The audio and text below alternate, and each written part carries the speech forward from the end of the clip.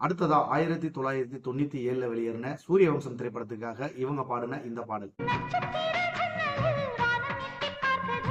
இந்த பாடல்ல வாய்ஸ் கொஞ்சம் வித்தியாசமா தான் இருக்கும். ஏன்னா அந்த பாட்டோட அமைப்பே அப்படித்தான் இருக்கும். நிறைய பேருக்கு ஒரு டவுட் இருக்கலாம், இது சுனந்தா வாய்ஸ் தானா அப்படின்னு. அந்த பாடல் கொஞ்சம் வேகமா நகர்ந்து போறதுனால அந்த வாய்ஸ் அப்படித்தான் கேட்கும். நண்பர்களே, இதுவரைக்கும் நம்ம பார்த்த பாடல்கள் எல்லாமே பாத்தீங்கன்னா ஓரளவுக்கு மக்கள் கிட்ட பெரும்பாலும் அதிகமா அறியப்பட்ட ஒரு பாடல்கள்.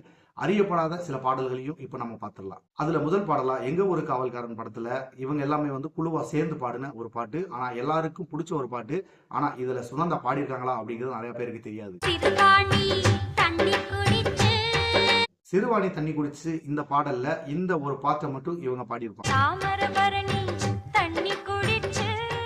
அடுத்ததா மனசுக்குள் மத்தாப்பு அப்படிங்கிற படத்துல இவங்க பாடின இந்த பாடல்.